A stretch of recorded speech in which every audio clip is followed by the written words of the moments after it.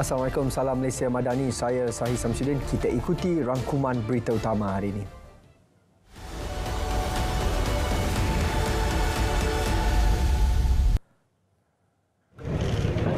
Kerajaan akan menyediakan bantuan yang diperlukan oleh keluarga mangsa yang terlibat dalam naas pesawat di Elmina Shah Alam semalam. Perdana Menteri Datuk Seri Anwar Ibrahim kata ia bagi meringankan beban keluarga terutamanya bagi mereka yang tidak mempunyai pekerjaan tetap. Beliau turut memaklumkan proses bedah siasat terhadap 10 mangsa yang terkorban dalam naas itu akan dipercepat bagi memudahkan pengurusan jenazah.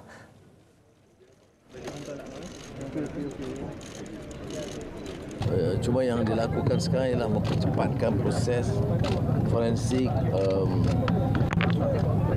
DNA supaya selesai.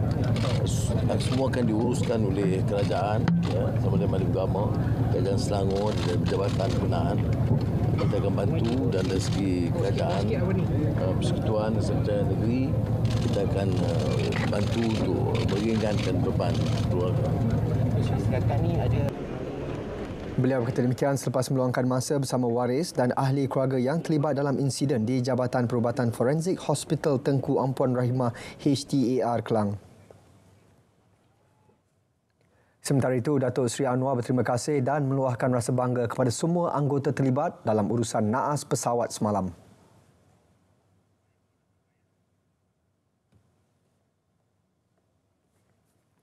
Saya ikuti daripada semalam perkembangan, tapi saya alhamdulillah syukur kerana keselamatan Jabatan Agama, Forensik Hospital, kemudian beberapa badan kebajikan lain daripada kerajaan, persiapan penginapan semua diurus dengan begitu cekap dan saya bangga dengan dan terima kasih kepada mereka. Proses bedah siasat dan pengecaman semua mayat naas pesawat terhempas di Elmina dijangka selesai seawalnya pada hari Isnin. Ketua Polis Negara Tan Sri Razaruddin Hussein berkata Jabatan Kimia memaklumkan ujian DNA memakan masa untuk dipadankan dengan lebih 200 cebisan yang ditemui.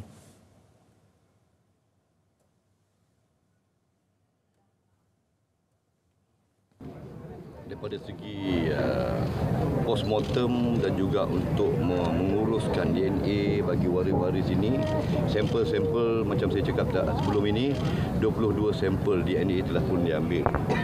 Walau bagaimanapun daripada kita mengambil kita panggil human remain ini ada yang tinggal badan, ada yang kepala saja dan ada yang cebisan mengikut unit forensik, ada yang cebisan lebih kurang 200 lebih. Memakan masa untuk mendapatkan DNA-nya sehingga hari Isnin. Dan ini apabila dah habis pemotong semua DNA dah dapat tahulah, dah di-matchkan semua daripada mandi, solat dan kereta jenazah pun telah disediakan sejumlah 10 biji. Proses pengurusan jenazah akan dipermudahkan. PDRM juga akan mengiringi jenazah ke kampung masing-masing untuk dikebumikan. Sementara itu, Tan Sri Razaruddin maklumkan berdasarkan semakan dengan syarikat e-hailing, pemandu yang terlibat naas pesawat terhempas sudah tidak mengambil penumpang sejak pukul 2 petang semalam.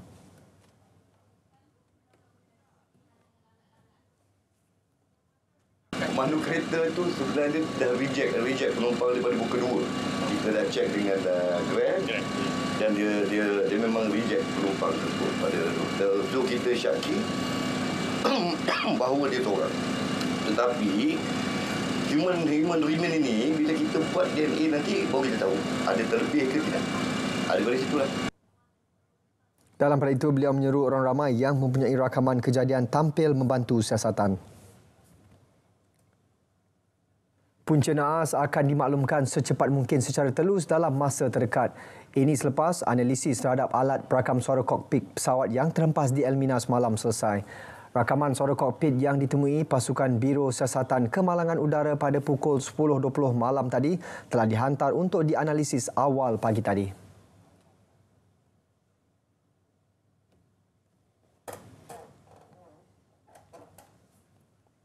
Semalam mereka telah menemui recorder tersebut dan juga cockpit recorder tersebut dan juga cepisan kotak hitam. Jadi cockpit recorder ini telah dihantar untuk dianalisa pada pagi tadi. Jadi saya telah mengarahkan supaya siasatan segera dan terperinci dilaksanakan dan kita akan memberikan maklum balas kepada pihak orang ramai secepat mungkin apabila analisa ini dapat dipastikan. Pesawat Beechcraft model 390 Premier 1 yang terlibat naas itu memiliki semua lesen dan pendaftaran yang sah termasuk sijil kelayakan terbang. Menurut Ketua Pegawai Eksekutif Pihak Berkuasa Penerbangan Awam KAM, Datuk Nur Azman Mahmud, penerbangan pesawat itu untuk perjalanan Langkawi ke Subang mematuhi tata cara penerbangan Malaysia. Berdasarkan maklumat diperolehi, semua lesen yang dimiliki syarikat pengendali pesawat iaitu lesen kru penerbangan, sijil pendaftaran serta sijil kelayakan terbang pesawat adalah sah. Datuk Nur Azman berkata KAM akan membantu Biro Siasatan Kemalangan Udara BSKU di bawah Kementerian Pengangkutan menjalankan siasatan mengenai tragedi naas daripada sudut teknikal iaitu operasi penerbangan.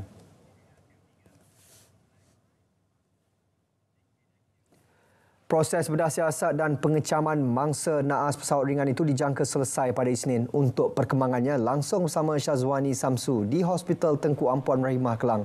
Wani.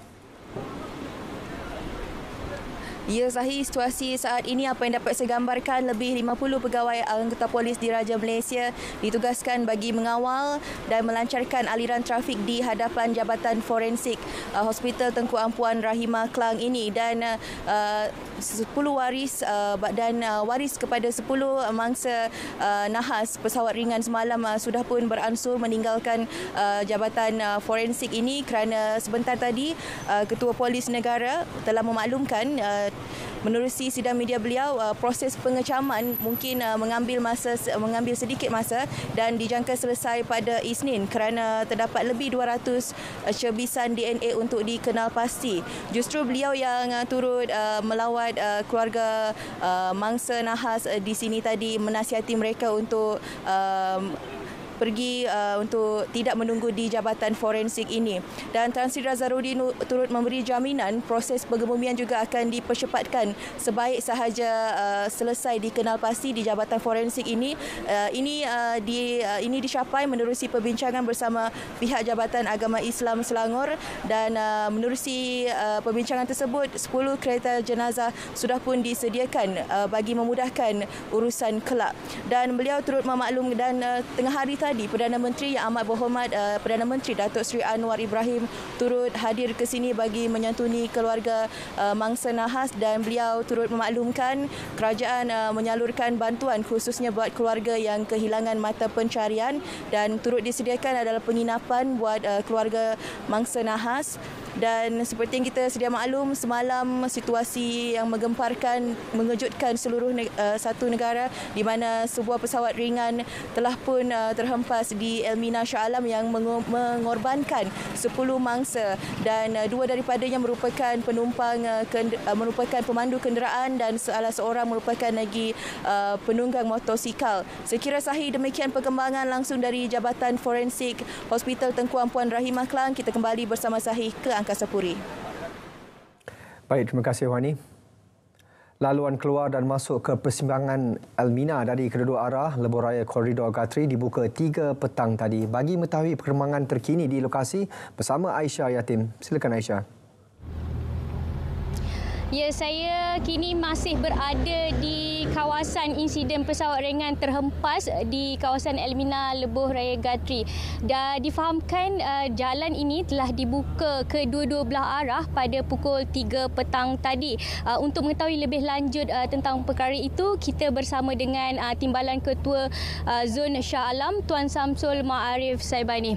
Ya Tuan, kalau boleh mungkin Tuan boleh perincikan sedikit tentang insiden kejadian yang berlaku semalam dan juga hari ini. Okey, semalam pada hari pertama kita mendapat panggilan kira-kira jam 2.53 petang dan dalam masa kurang daripada 10 minit pihak bomba telah sampai ke lokasi dan berjaya memadam api kebakaran yang melibatkan kapal terbang ringan bersama dengan kereta. Dalam masa 10 minit saja kita dapat padamkan api. Dan operasi semalam lebih kurang anggaran daripada pukul 3 petang hinggalah ditutup pada jam 12.30 malam tadi. So duration masa yang kita melaksanakan operasi pencarian dan menyelamat adalah dalam masa 9 jam bersama pihak polis, PGA, APM dan bomba. So pada hari ini, hari kedua, kita memulakan operasi kira-kira jam 9 pagi tadi sehingga jam 3 petang kita menamatkan operasi. Jadi jalan telah dibuka dua-dua arah daripada Elmina menghala ke Lebuh Raya Gatri. Dua-dua arah telah dibuka kepada orang awam mulai jam 3 petang tadi.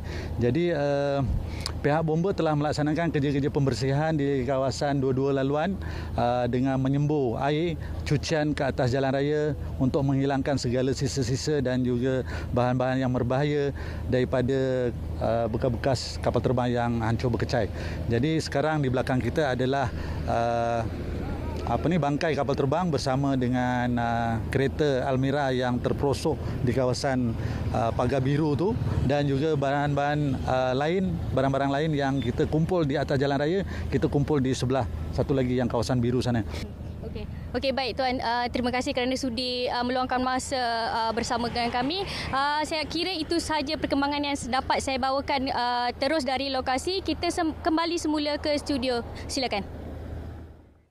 Baik, terima kasih Aisyah. Pemergian Ahli Dewan Undangan Negeri Adun Pelangai Allahyarham Datuk Seri Johari Harun yang terkorban dalam naas pesawat ringan di Shah Alam, satu kehilangan besar buat negeri Pahang. Menteri Besar Pahang Datuk Seri Wan Rosdi Wan Ismail berkata, Pahang kehilangan seorang pemimpin yang telah banyak menabur khidmat bakti untuk rakyat negeri itu.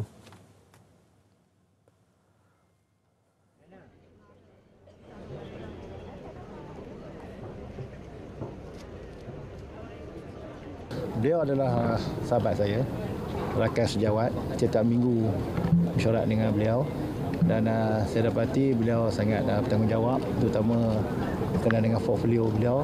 Dan malahan mesyuarat terakhir ISKO, saya dapati dalam banyak-banyak mesyuarat selama 8 bulan, mesyuarat yang terakhir itu saya nampak beliau paling aktif, paling banyak membawa isu-isu dan paling banyak mengukuhkan cadangan-cadangan supaya ianya dapat diselesaikan oleh pihak kerajaan negeri.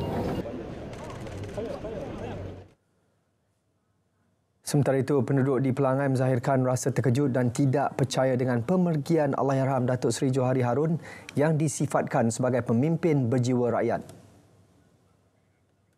Saya mengejut juga, dia kata dah tuju. Mengejutlah. Semua mengejutlah tu kedai kan. Tengok betul ke? Macam tak percaya. Sebab dia macam Datuk Jo ni memang intan pemata dekat sini. Memang dia jagalah rakyat-rakyat kat sini. Apa-apa masalah banjir ke apa ke, memang dia bagus. Seorang yang perwira. Sudah menangis. Mula dong angkat koda sebelah ke orang kan. Tinggal tak cahaya. Lepas tu makcik balik rumah dengan TV. Jadi menangis. Sedih. Dia memang baiknya orang kampung. Semua orang kampung semua suka dengan dia. Dia datang sini makan, minum, belanja kawan-kawan, belanja orang ramai.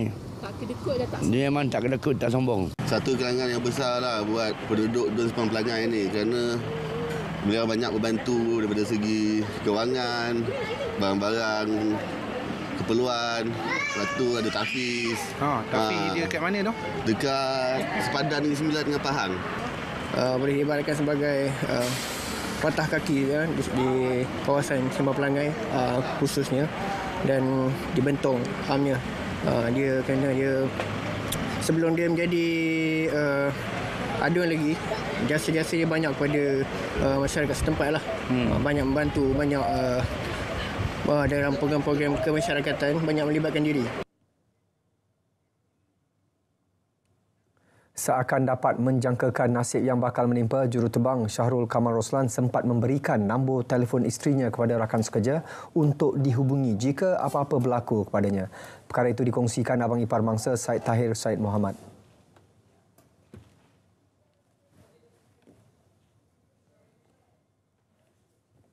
tidak. Apa yang puan boleh tengokkan adalah dia bersama dengan Ishak masa lepas. Tapi dia ada juga bagi nombor telefon adik saya adalah isteri dia. Minggu lepas nombor telefon just anything happen. Sebab sebelum tu tak ada bagi tahu. So nama kat tu Halim, arwah seorang yang sangat periang, penyayang dan disenangi oleh kawan-kawan ahli keluarga. Dia juga dikenal sebagai comel. Hormati mangsa dan waris, orang ramai dinasihatkan tidak menyebarkan gambar serta video tragedi pesawat berkenaan.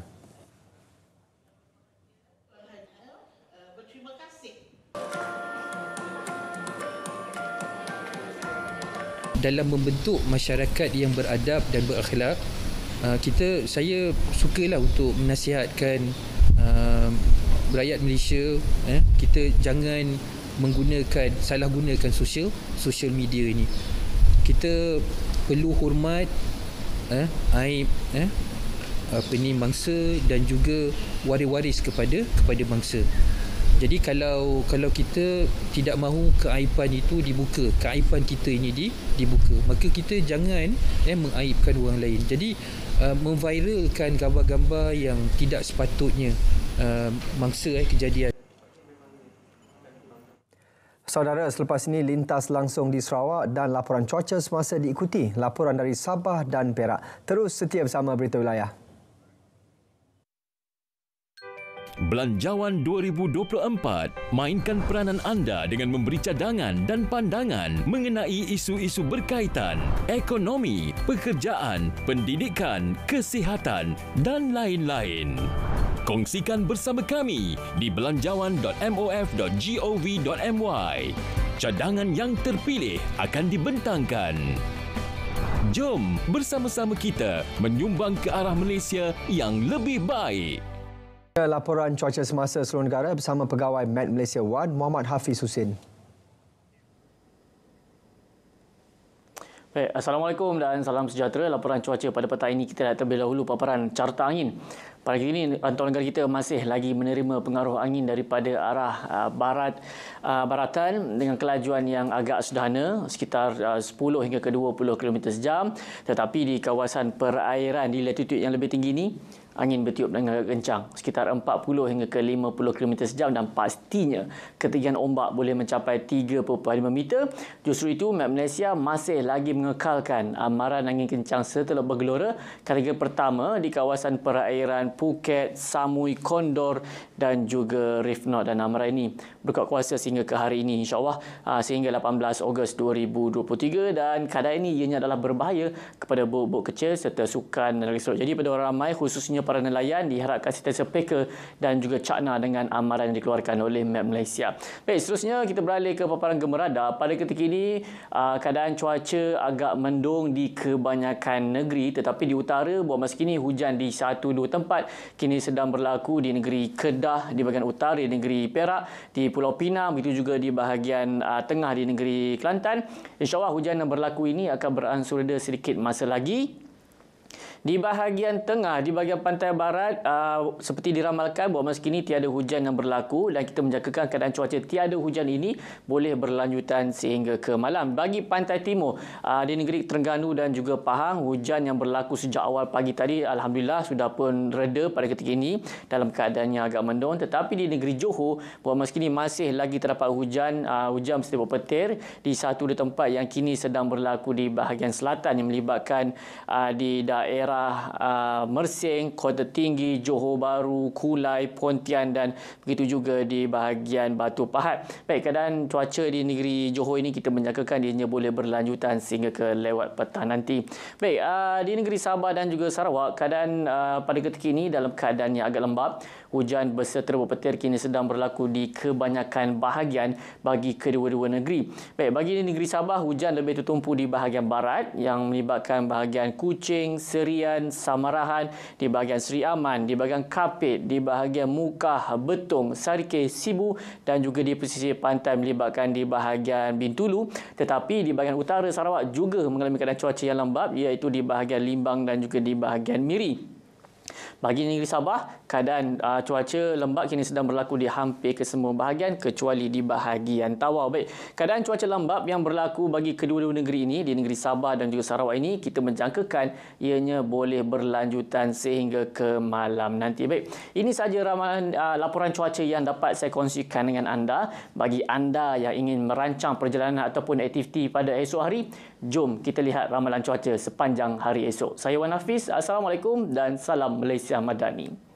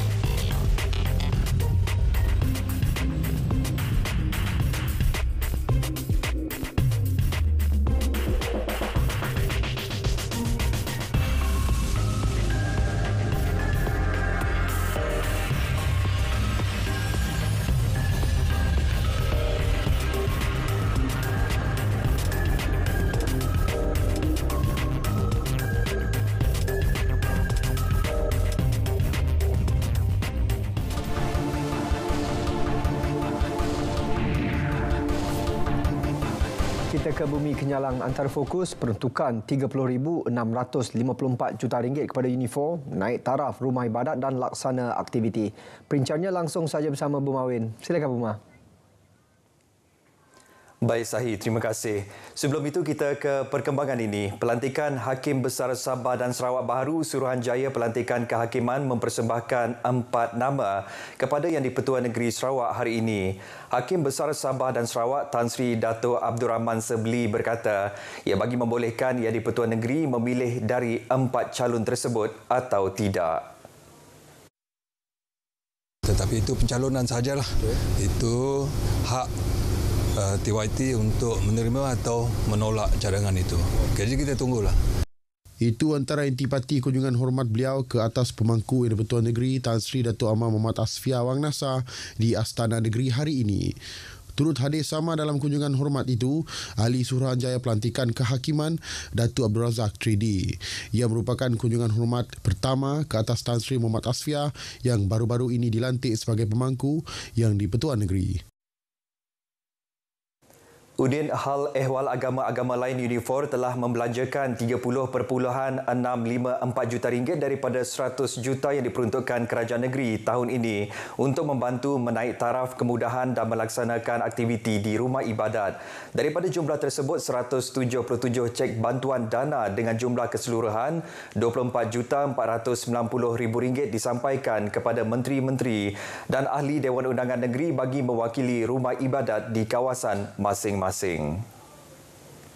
Majlis penyerahan cek bantuan dana rumah ibadat agama-agama lain tahun 2023 bagi fasa 2 disempurnakan oleh Timbalan Premier Sarawak Datuk Ahmad Douglas Ugah Mbas di Wisma Bapa Malaysia Petrajaya Kuching hari ini.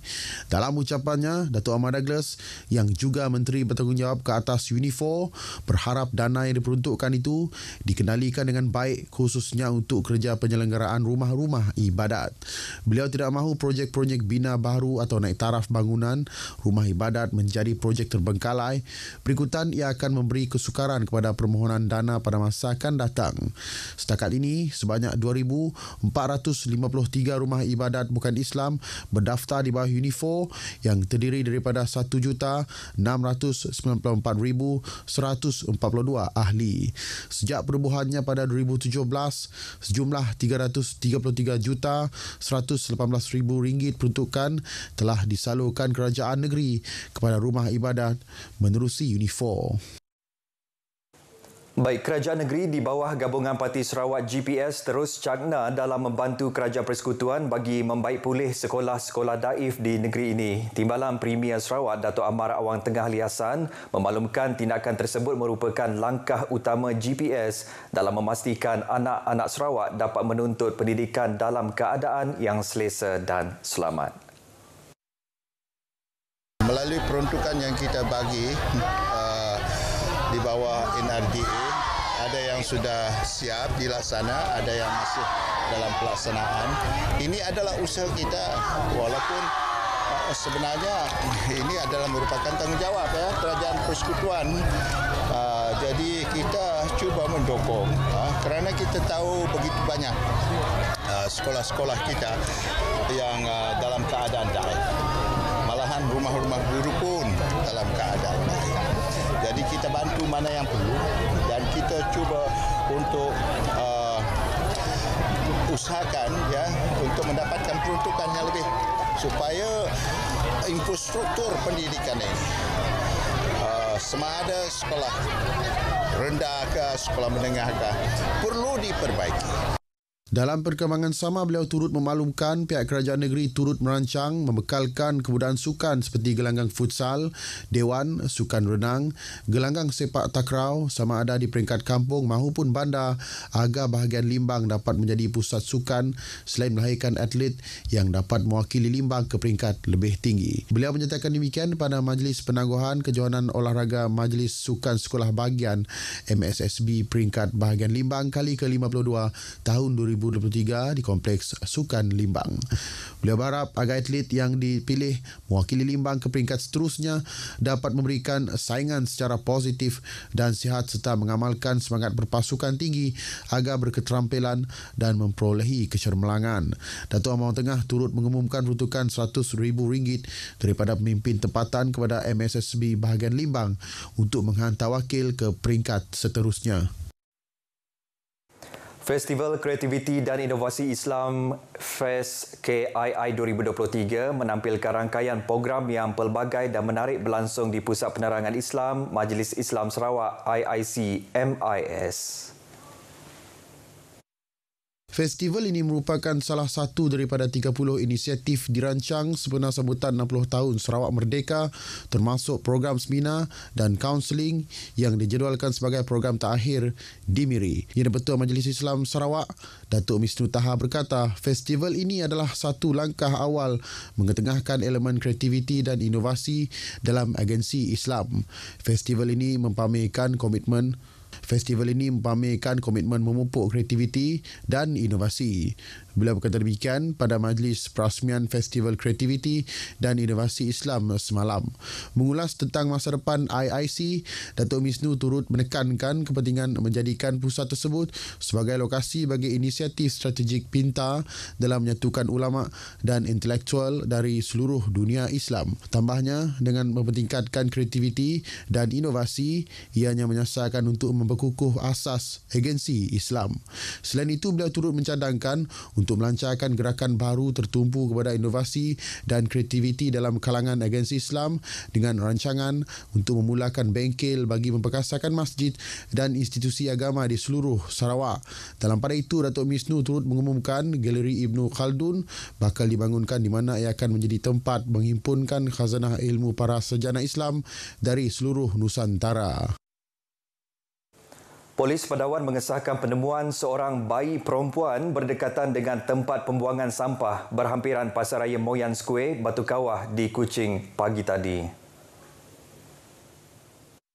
Pemangku Ketua Polis Daerah Padawan DSP Lim Lau Siong berkata, laporan polis dibuat oleh anggota polis bertugas di Balai Polis Batu Kawah pada pukul 9.18 pagi hasil maklumat orang awam melalui panggilan telefon ke balai tersebut. Beliau berkata bayi berkenaan telah dihantar ke Klinik Kesihatan Batu Kawah untuk rawatan dan pemeriksaan. Katanya pihak polis masih dalam penyiasatan mengenai kes terbabit. DSP Lim menyatakan demikian dalam satu kenyataan ringkas menerusi aplikasi WhatsApp.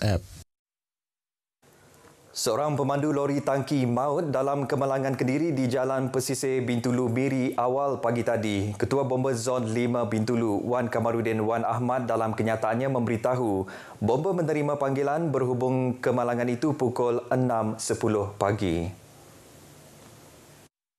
Pasukan bomba yang ditugaskan ke lokasi dan mendapati lori tangki tersebut telah terbalik di bahu jalan. Pemandu lori yang berusia 32 tahun turut tersepit di dalam lori itu dan anggota bomba menggunakan peralatan khas untuk mengeluarkan mangsa. Sebuah lori kren turut digunakan untuk memudahkan operasi. Mangsa yang dikenali sebagai Muhammad Azrin Sapri disahkan meninggal dunia di tempat kejadian. Mayat diserahkan kepada pihak polis untuk tindakan lanjut. Baik saudara, perkongsian itu tadi mengakhiri berita dari Sarawak. Salam Malaysia Madani. Kita kembali bersama Sahi untuk berita seterusnya. Sahi, silakan. Baik, Bumar, terima kasih. Adakah anda mempunyai cadangan dan pandangan mengenai Belanjawan 2024? Kongsikan bersama kami di belanjawan.mof.gov.my. Jom kita bergerak ke arah Malaysia yang lebih baik.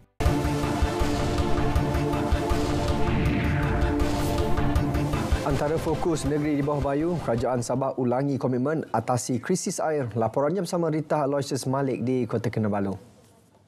Silakan Rita. Baik, Sahih. Ketua Menteri Sabah Datuk Seri Panglima Haji G. Nor sekali lagi menegaskan komitmen kerajaan negeri dalam mengatasi krisis air di Sabah.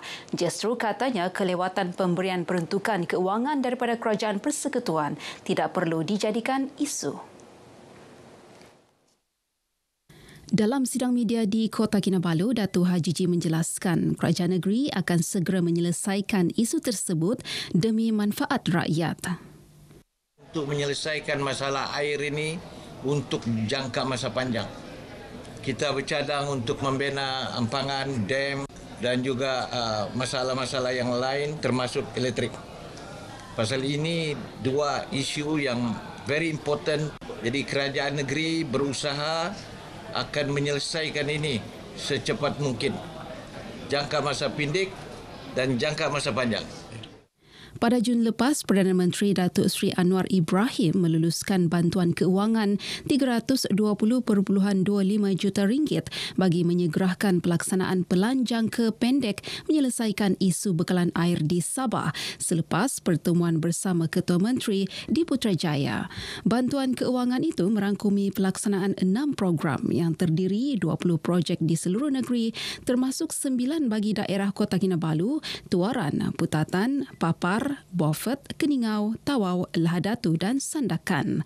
Projek terbabit dijangka memakan masa antara 6 hingga 12 bulan untuk disiapkan. Dalam pertemuan bersama Perdana Menteri, Datuk Haji G turut mengemukakan pelanjangka panjang bekalan air berimpak tinggi yang dirangka kerajaan negeri termasuk projek empangan di Papar dan Ulu Padas Sipitang bagi memastikan bekalan air yang mencukupi untuk jangka masa panjang. Cadangan McDonald's mewujudkan hub pembekalan makanan bersepadu di Taman Perindustrian Kota Kinabalu KKIP dan membuka lebih banyak restorannya di Sabah disambut baik kerajaan negeri. Ketua Menteri Datuk Seri Panglima Haji G. Nor menyatakan cadangan tersebut bukan sahaja membantu merancangkan lagi aktiviti ekonomi setempat, malah turut mewujudkan lebih banyak peluang pekerjaan untuk rakyat tempatan. Datuk Haji G berkata kerajaan negeri juga mengalu-alukan usaha sama antara syarikat-syarikat franchise dengan syarikat berkaitan kerajaan GLC negeri bagi menerokai potensi perniagaan yang akan memberi manfaat kepada Sabah. Kita terbuka kepada usaha seumpama ini. Terpulanglah kepada entiti yang berkenaan kepada siapa mereka mau bekerjasama. Kerana dalam bidang perniagaan, dia mesti mau ngam, selesa dan percaya konsep itu kita wujudkan supaya apa juga yang akan dilaksanakan akan berpanjangan dan memberi manfaat. Datuk Haji G ditemui media selepas menyaksikan majlis menandatangani Memorandum Persefahaman MOU antara McDonald Malaysia dan Taman Perindustrian Kota Kinabalu KKIP bagi kerjasama pembinaan hub bekalan melibatkan pembinaan kilang, gudang dan pusat penghantaran di kawasan seluas 1.6 hektar. Sementara itu, menurut Menteri Pembangunan Perindustrian Negeri merangkap pengerusi KKIP, Pung Jin Ze, KKIP sentiasa bersedia menyokong syarikat tempatan mahupun antarabangsa yang datang melabur di Sabah kerana bertepatan dengan aspirasi kerajaan negeri yang ingin menjadikan Sabah sebagai negeri perindustrian menjelang 2030. Dalam majlis ini, restoran makanan segera itu turut menyerahkan zakat perniagaan RM100,000 kepada Majlis Ugama Islam Sabah Muiz untuk diagihkan kepada golongan asnaf. Universiti Malaysia Sabah UMS menerima 30 unit bahan pameran interaktif bernilai RM1.5 juta daripada Pusat Sains Negara PSN yang bakal meningkatkan minat rakyat negeri ini, terutama generasi muda dalam bidang sains, teknologi dan inovasi STI. Bahan pameran berkonsepkan astronomi, cabaran minda dan fizik itu untuk kegunaan Pusat Sains UMS, U-Science yang merupakan lokasi program PSN satelit selama 2 tahun.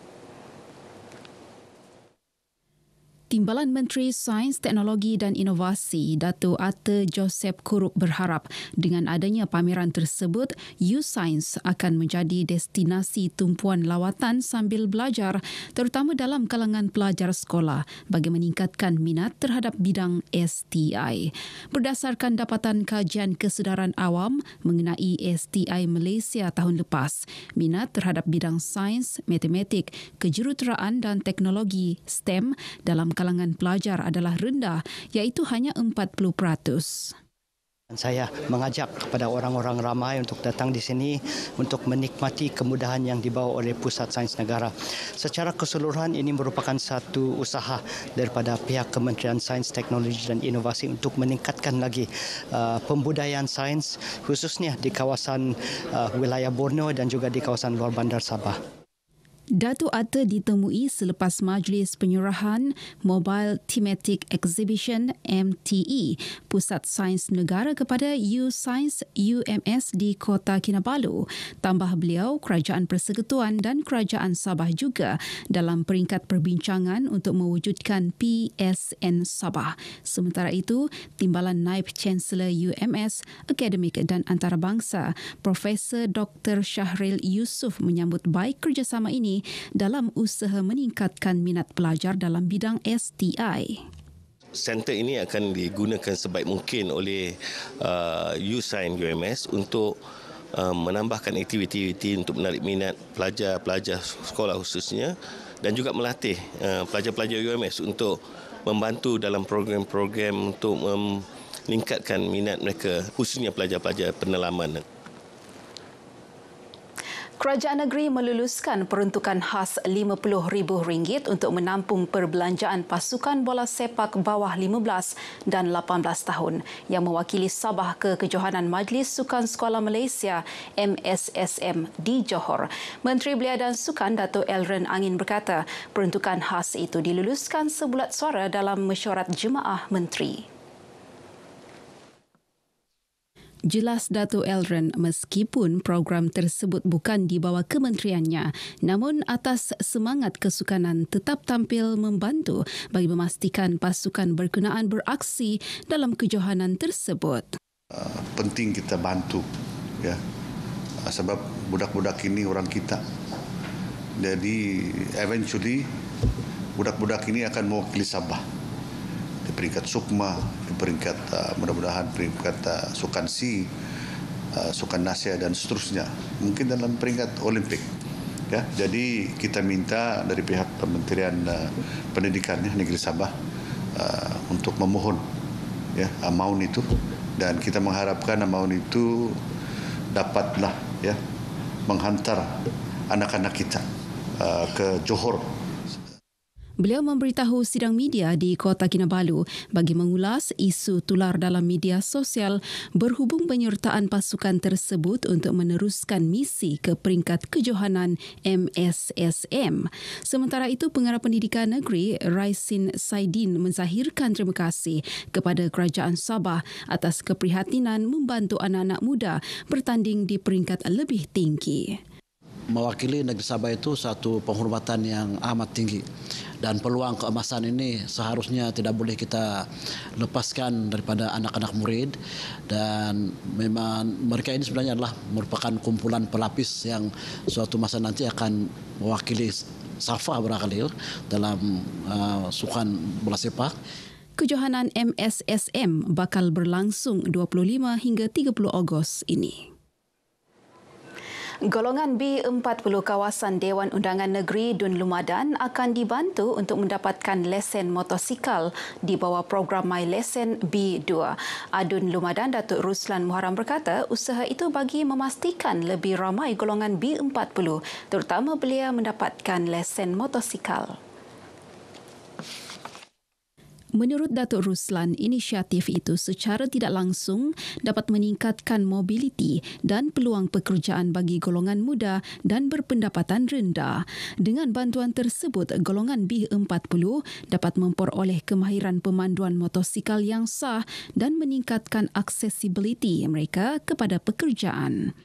Dan saya menyarankan kepada JPKK, semua pemimpin di peringkat kampung, untuk mengenal pasti para belia-belia kita supaya disenaraikan dan kita antar ke pejabat JPJ daerah Beaufort untuk kita memudahkan untuk mengadakan program untuk mendapatkan lesen percuma ini. Datuk Ruslan yang juga pembantu menteri kepada Ketua Menteri berkata demikian kepada pemberita selepas merasmikan sambutan Ma'al Hijrah peringkat daerah kecil menumbuk. Beliau berharap program berkenaan juga membolehkan lebih ramai individu memperoleh lesen motosikal secara sah dan meningkatkan keselamatan jalan raya secara keseluruhan. Baik, sekian berita dari negeri di bawah Bayu. Berita seterusnya kita kembali ke Angkasa Peri bersama Sahih. Silakan. Baik Rita, terima kasih.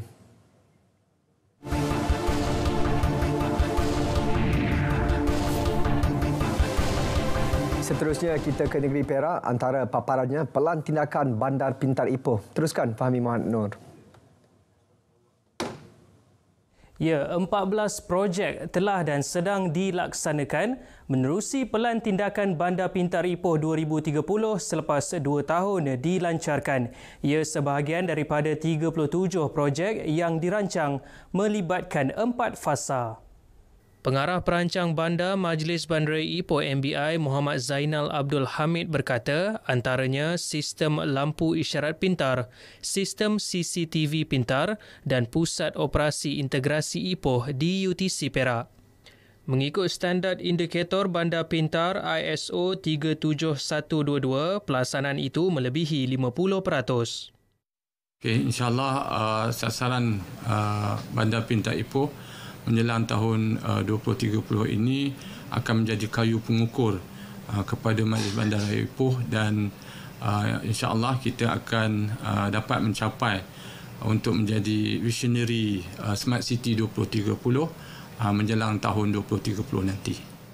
Pelan Tindakan Bandar Pintar Ipoh merupakan blueprint yang menjadi panduan kepada MBI mentransformasi perkhidmatan bandar lebih pintar dan menyelesaikan masalah perbandaran. Mengurangkan kesesakan dan pelepasan gas karbon. Itu objektif pelaksanaan sistem lampu isyarat pintar STARS di bawah komponen mobiliti pintar Pelan Tindakan Bandar Ipoh 2030. Sehingga kini 42.83 tan gas karbon berjaya dikurangkan. Pencapaian ini turut menarik minat pihak berkuasa tempatan PBT lain untuk mengaplikasikan teknologi sama di negeri mereka. Laporan Nur Ain Abu Bakar. Jalan Sultan Idris Shah merupakan perintis kepada pelaksanaan STARS. Sejak dilaksanakan tempoh menunggu di 4 persimpangan lampu isyarat, laluan tersebut berjaya dipendekkan sehingga 50%. Kadar pengeluaran karbon juga berkurangan 7,500 kg sebulan. Selepas kita buat pemasangan sistem smart traffic ni, feedback daripada penduduk memang merasakanlah. Kalau kita lihat sebelum ini, masa menunggu untuk di persimpangan Jalan Sultan Idris Shah ni mengambil masa hingga 2 ke 3 minit pada waktu puncak. Tetapi selepas kita membuat pemasangan sistem smart traffic ni, masa yang diambil untuk menunggu tu telah dipendekkan, ya, dan disingkatkan sehingga 50%. Kalau mengikut semakan yang kita buat melalui sistem ni, kita mendapati tempoh perjalanan daripada persimpangan yang pertama sehingga persimpangan keempat mengambil masa lebih kurang dalam 56 ke 60 second sahaja. STARS dibangunkan Majlis Bandaraya Ipoh MBI bersama Telekom Malaysia Berhad pada Julai tahun lalu. Ia dilengkapi keupayaan kamera yang dikuasakan oleh kecerdasan buatan AI dan kamera litar tertutup CCTV berdefinisi tinggi dipantau secara integrasi oleh IIOC di UTC Ipoh. So kita ada AI kamera yang akan bekerja 24 jam tanpa berhenti, dan kita ada machine learning engine yang akan membuat keputusan seperti polis trafik berada di jalan tersebut. Jadi lebihnya pula kamera kami boleh mengira jumlah kenderaan around 20 ke 50 meter, even ke 100 meter jika kita placekan dia lebih tinggi dan sebagainya. So kita nampak jauh, dan daripada situ keputusan untuk green wave, hijau, kuning, merah dilakukan oleh sistem kami. Paparan ini merupakan aliran trafik di Jalan Sultan Idris Shah, dan di laluan ini telah dipasang smart trafik yang menggunakan sistem AI. Fungsi AI ini adalah, kalau anda dapat lihat di sini, dapat dilihat detection box pelbagai warna yang akan mengesan pergerakan jumlah kenderaan, dan AI ini akan menganalisis data secara automatik untuk masa hijau yang lebih optimum. Keberkesanan sistem turut mendapat reaksi positif orang ramai. Saya sebenarnya pengguna, sebab memang kedai saya kat sini, so pengguna harian lah untuk jalan Sultan Idris Shah ni. Saya nampak compare to dulu, alhamdulillah ada perbezaan yang sungguh ketara lah sekarang ni. Sebab bila waktu-waktu yang bukan peak hours, dia memang flow dia very smooth. I rasa pemasangan smart traffic aplikasi ni kat Ipoh ni sangat membantu penduduk kat Ipoh, especially dekat Jalan Sultan Idris Shah, sebab ini adalah jalan utama. Banyak kereta yang on the way pergi sini untuk pergi kerja semua kan. Jadi the less, apa orang kata, sesak. Jadi sangat bantulah. Bagi saya ini satu kebaikan lah untuk dapat menjimatkan masa, sebab dia detect semua kereta semua. So traffic light kat sini tak terlalu lama lah untuk kami semua tunggu. Boleh mengurangkan jam semua. Bagi saya yang kerja kat sini, benda ni sangat membantu lah, sebab dapat mengurangkan kesesakan jalan. Especially bila macam weekend, banyak turis datang kan, so memang jam lah. Benda ni dapat mengurangkanlah sesak. Untuk perancangan jangka panjang, STARS akan diperluas ke lokasi lain yang sering mengalami kesesakan. Inisiatif ini diharap dapat direalisasikan secara menyeluruh dalam tempoh ditetapkan, sekaligus mengangkat Ipoh setaraf bandaraya pintar lain. Laporan Nur Ain Abu Bakar, RTM.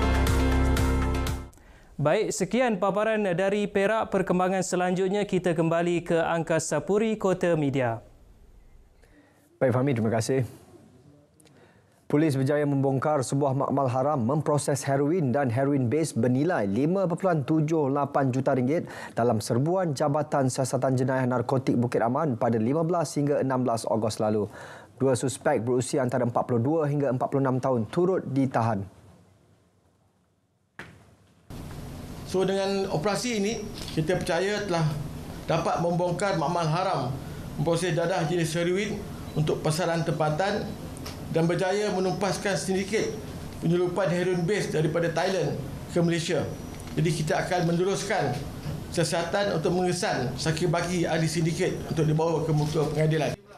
Beliau berkata demikian dalam sidang media di IPK Pulau Pinang. Sindiket yang aktif sejak awal tahun ini dipercayai menyeludup heroin melalui jalan raya dari Thailand ke Malaysia. Pihak polis turut menyita sebuah kereta dan 2 buah motosikal dalam operasi berkenaan. Kes disiasat di bawah Akta Dadah Berbahaya dalam kurungan Pelucut Hakkan Harta 1988 dan juga di bawah Seksyen 39B Akta Dadah Berbahaya 1952.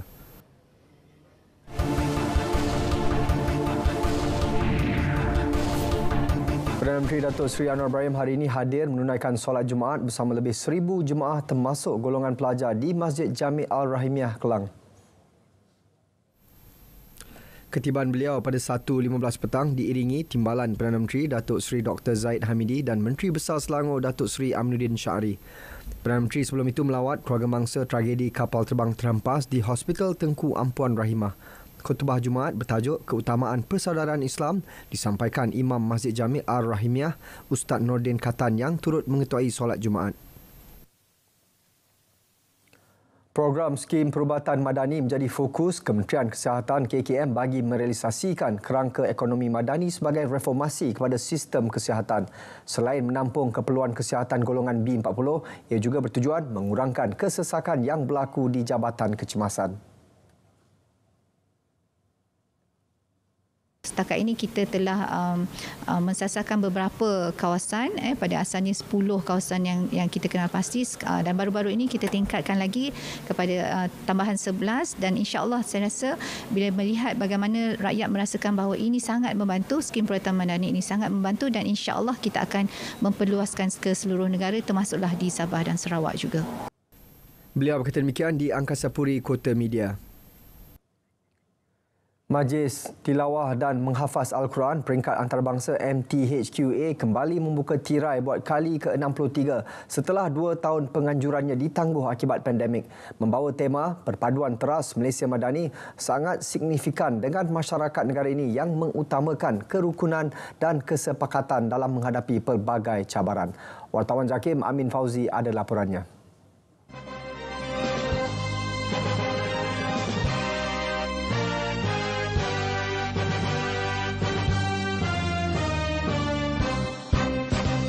Majlis yang akan berlangsung 6 hari bermula esok hingga 24 Ogos di World Trade Center WTC Kuala Lumpur ini mempertandingkan 2 kategori iaitu tilawah Al-Quran secara tartil dan hafazan Al-Quran 30 juzuk. Penyertaan daripada 52 negara melibatkan 76 qari dan qari'ah turut membawa mesej unsur Islamofobia tidak mampu mengganggu-gugat kesucian Al-Quran. Bukan sahaja daripada negara Islam ataupun negara OIC, malah penyertaan ini turut disertai oleh peserta-peserta dari negara bukan Islam. Ini jelas menunjukkan bahawa Islam itu bukan bahaya. Islam itu tidak memudaratkan, malah Islam itu sebagai rahmah kepada masyarakat seluruh dunia. Artinya daripada negara bukan Islam juga ada pembaca ayat suci Al-Quran yang dapat memperdengarkan bacaan dengan baik. Dan ini jelas, terang dan nyata. Ini memberi satu fahaman yang boleh difahami oleh masyarakat seluruh dunia bahawa Al-Quran dan Islam itu adalah sesuatu yang indah untuk kita nikmati bersama. Sebagai negara yang terkenal dengan kecemerlangan dalam menganjurkan majlis tilawah sejak penganjuran pertama pada 8 Mac 1960, Malaysia terus komited memberikan yang terbaik dalam setiap penganjuran. Persembahan menggunakan teknologi sistem 3 dimensi, 3D, grafik realiti diperkukuh AR dan pancaran lampu LED terus dikekal dan ditambah baik bagi memberi kesan terbaik sepanjang penyampaian ibrah atau tadabbur. Seiring dengan teknologi, seiring dengan kita nak tarik generasi muda mencintai Al-Quran, jadi kita selain menceritakan tentang kisah-kisah di Al-Quran itu, kita selarikan dan selaraskan dengan teknologi terkini iaitu melalui AR, LED juga, bantuan daripada LED. Kita akan sinkroniskan keseluruhannya untuk menarik perhatian anak-anak muda dan juga seluruh rakyat Malaysia. Inilah pentas yang akan menjadi saksi 76 orang peserta qari dan qari'ah dari 52 buah negara yang akan diuji kemantapan dan kelancaran bacaan ayat suci Al-Quran mereka. Sepanjang seminggu ini, seluruh negara akan bergema dengan bacaan lunak Kalamullah yang akan dipancarkan secara langsung dari sini ke kaca TV dan juga radio anda. Semoga rasa kecintaan terhadap Al-Quran dapat disemai menerusi irama merdu yang akan menyerap ke sanubari setiap mereka yang menghayatinya. Amin Fauzi, laporan JAKIM untuk RTM. Kitab Al-Quran, kitab pemimpin. Majlis Tilawah dan Menghafaz Al-Quran peringkat antarabangsa kali ke-63 yang akan berlangsung esok hingga 24 Ogos di Dewan Merdeka Pusat Dagangan Putra Kuala Lumpur akan disempurnakan Perdana Menteri Datuk Seri Anwar Ibrahim. Bagi meninjau persiapan akhir, kita bersama wartawan JAKIM Alisa Yusra di sana. Silakan Lisa. Terima kasih. Baik, ini merupakan tahun ke-63 penganjuran Majlis Tilawah dan Menghafaz Al-Quran peringkat antarabangsa yang telah bermula dari tahun 1961 dan sebelum ini dikenali sebagai Majlis Musabaqah Al-Quran peringkat antarabangsa. Dan sudah pastinya majlis ini akan berlangsung secara gilang gemilang demi menzahirkan rasa kecintaan kita terhadap Al-Quran itu sendiri. Dan di sini, di Dewan Merdeka WTC ini, kabarnya persiapan telah pun giat dijalankan sejak seminggu yang lalu. Dan untuk mengetahui dengan lebih lanjut, bersama saya penolong pengarah kanan bahagian keurustiaan dan hubungan luar JAKIM, Ustaz Mashkuri Hamid yang juga merupakan urus setia induk MTHQAA. Terima kasih Ustaz kerana sudi luangkan sedikit masa bersama kami. Baik Ustaz, nampaknya semuanya sudah hampir siap sedia untuk majlis pembukaan besok hari. Mungkin Ustaz boleh ceritakan tentang persiapan dari urus setia dan jawatan kuasa MTHQAA untuk mencairkan majlis besok hari Ustaz. Okay, Alhamdulillah wa syukurillah. Terima kasih kepada semua jawatankuasa pelaksana yang betul-betul rumus untuk persiapan majlis sebenar kita pada esok bermula pada 19 hingga 24 hari bulan Ogos. Alhamdulillah 95% kita telah pun bersiap sedia dan insya-Allah pada malam nanti sekitar jam 8.45 malam kita akan membuat full rehearsal bagi melancarkan lagi program kita pada hari esok. Alhamdulillah Ustaz, nampaknya semua persiapan telah berjalan dengan baik ya Ustaz. Boleh mungkin Ustaz boleh kongsikan sedikit tentang apa yang menarik hingga penonton tak patut lepaskan peluang untuk menonton MTHQAA. Okey, alhamdulillah kita telah pun mendapat penyertaan daripada 52 buah negara, iaitu seramai 76 peserta yang akan menghadiri MTHQAA ke-63 pada kali ini. Dan negara baru yang menyertai untuk tahun ini adalah daripada Ivory Coast, seterusnya Slovenia dan juga daripada Ethiopia. Dan alhamdulillah bagi negara kita Malaysia yang tercinta akan diwakili oleh saudara Muhammad Qayyim Nizar Sarimi, iaitu OKU Penglihatan daripada negeri Kelantan, dan seterusnya saudari Nur Hidayah Abdul Rahman daripada Terengganu bagi kategori tilawah, dan seterusnya bagi kategori hafazan iaitu saudara Muhammad Iqmal Muhammad Ridwan daripada negeri Johor, dan Dian Karisma Muhammad Jafar dari negeri Sabah. Baik Ustaz, terima kasih Ustaz. Semoga semuanya akan berjalan dengan baik dan lancar insya-Allah. Dan ya saudara, anda juga boleh saksikan secara langsung upacara majlis perasmian dan pembukaan Majlis Tilawah dan Menghafaz Al-Quran peringkat antarabangsa kali ke-63 yang akan disempurnakan oleh Yang Amat Berhormat Perdana Menteri Datuk Seri Anwar Ibrahim bermula jam 8.45 malam di TV1 dan di platform laman Facebook rasmi JAKIM dan RTM. Untuk itu, saya Alisa Yusra kembali ke studio. Assalamualaikum. Seorang pekerja kilang terlepas dari hukuman gantung atas pertuduhan menetap birasnya sehingga mati 7 tahun lalu. Tertuduh Taufik Hidayah Abdullah bagaimanapun dijatuhkan hukuman penjara 30 tahun dan 12 sebatan di Mahkamah Tinggi Seremban hari ini. Mengikut fakta kes, tertuduh bersama 2 rakan menetap birasnya sehingga mati dan seorang lagi lelaki sehingga mengalami kecederaan parah dengan menggunakan parang dalam satu kejadian di lokasi sama. Ia berpunca daripada perselisihan faham selepas perbincangan mengenai isu penjagaan anak hasil perkahwinan antara tertuduh dengan adik ipar kepada si mati. Pendakwaan dikendalikan Timbalan Pendakwa Raya Husni Fairuz Ramli manakala tertuduh diwakili Peguam V. Gobi. Berita wilayah berakhir di sini. Saya Sahih Samsudin, Malaysia Madani, tekad perpaduan penuhi harapan.